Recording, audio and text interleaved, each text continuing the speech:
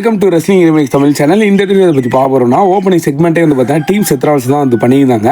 And CM buck இருந்தால் மிரட்டலான segment வந்து பண்ணியிருந்தாங்க. அதில் என்ன பேசினாங்கிறத ஷார்ட் அண்ட் ஸ்வீட்டாக வந்து முடிச்சு விட்டுறேன். ஓப்பனிங் செக்மெண்ட்டே வந்து பார்த்தீங்கன்னா சிஎம் பக் தான் வராரு. ஏன்னா சிஎம் பக் வந்து பார்த்தீங்கன்னா லாஸ்ட் நடந்த மணியேற்றால ஒரு பெரிய வாரே நடந்துச்சுல டீம் செத்ரால்ஸுக்கு அகைன் சிஎம் பக்குக்கும்.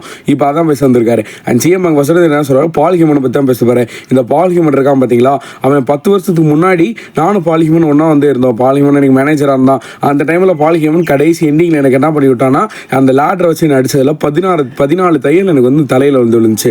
ஆனால் அது மட்டும் இல்லை, இப்போதைக்கு இந்த ரெசமேனியாவில் அவனை வந்து குட் ஃப்ரெண்டாக நினச்சி அவனை சைடில் நிற்க சொன்னேன். ஆனால் அதுக்கப்புறமா என்ன பண்ணால், அந்த சேர் எடுத்து செத்ரால்ஸ் ரோமன் கையால் என்னை வந்து அடி வாங்க வச்சான். அண்ட் இந்த மாதிரி செஞ்சுருக்கான் பால் ஹியூமன். பால் ஹியூமன் யார் தெரியுமா, ஒரு பிகெஸ்ட் ஸ்னேக். அவனை நம்ம நம்பவே கூடாது. இப்போதைக்கு இந்த பால் ஹியூமன் தான் பேசணும். ஆனால் இங்கே இப்போ பால் ஹியூமன் வெளியே வாடின்னு சொன்னோன்னே அங்கே பால் ஹியூமன் வயசுவன் வராரு. அண்ட் பெரிய ரொம்ப கடுப்பில் வராரு. இப்போதைக்கு பால் ஹியூமன் பேசுவார்னு பார்த்தா அவர் கூப்பிட்றாரு செத்ரால்ஸை. ரிங்கு மேலே ஏறி பேசு அப்படின்னு சொல்லி சிஎம்க்கு சொல்லும் போது அங்கே செத்ரால்ஸ் கூப்பிட்றாரு. செத்ரால்ஸ் வந்தானே டே மியூசியம் வந்து ஆஃப் பண்ணுங்கடா, அண்ட் முக்கியமான விஷயம் பேசணும் அப்படின்னு சொன்னேன். செத்ரால்ஸ் வந்து பார்த்தீங்கன்னா நின்றுக்கிட்டே இருக்காரு. அவர் பால் ஹியூமன்ட்ட மைக் ஆகிட்டு, இங்கே பாருங்கள், நீங்கள்லாம் வந்து பால் ஹியூமன் எந்த மாதிரி யூஸ் பண்ணீங்க, ஒரு மேனேஜராக யூஸ் பண்ணல, ஒரு செல்ஃபிஷ் கையாக யூஸ் பண்ணீங்க. பால் ஹியூமனை வந்து யூஸ் பண்ண தெரில உங்களுக்கு. அண்ட் பால் ஹியூமன் உங்களுக்காக என்னென்ன செஞ்சிருக்காரு தெரியுமா, ஏகப்பட்ட விஷயங்கள் செஞ்சிருக்காரு, பேக் சைடு சரி ரிங் சைடில் சரி. முக்கியமாக நீ சிஎம் பக், நீ வந்து ஒரு செல்ஃபிஷ் கை.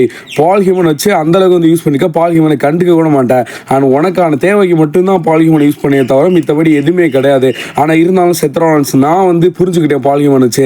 அதனால தான் பால் ஹியூமனை எடுக்கணும்னு முடிவு பண்ணேன். அண்ட் எடுத்துட்டேன். அண்ட் இப்போதைக்கு இங்கே பாரு சிஎம் பங்க், நீ வந்து லாஸ்ட்டாக வந்து ஒரு சில வார்த்தைகள் பேசிக்கோ, நீ உன்னோட கதை வந்து முடிய போகிறோம் அப்படின்ற மாதிரி வந்து பார்த்தீங்கன்னா பிரான் பிரேக்கர் அனுப்பிச்சு விடுறாரு. அண்ட் பிரான் பிரேக்கர் அனுப்பிச்சு விட்டோன்னே பிரான் பிரேக்கர் சிஎம் பங்கு போட்டு பொழக்கிறாரு.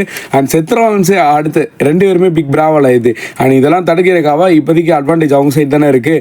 ஸோ அங்கே செமிசேனராக அடுத்து மெயின் இவன் ஜேவுஸ் வர லிட்ரலி வேற லெவல் செக்மெண்ட் ஆயிடுச்சு. அண்ட் அடித்து துரத்திட்டாங்க டீம் செத்ரால்ஸை. அண்ட் இப்போதைக்கு இவங்க 2த்துக்கான மேட்ச் நடக்கும்போது செத்ரால்ஸ் டீமில் அடுத்து ஒரு சூப்பர் ஸ்டார் இருந்தால் லிட்ரலி வேற லெவலாக இருக்கும்.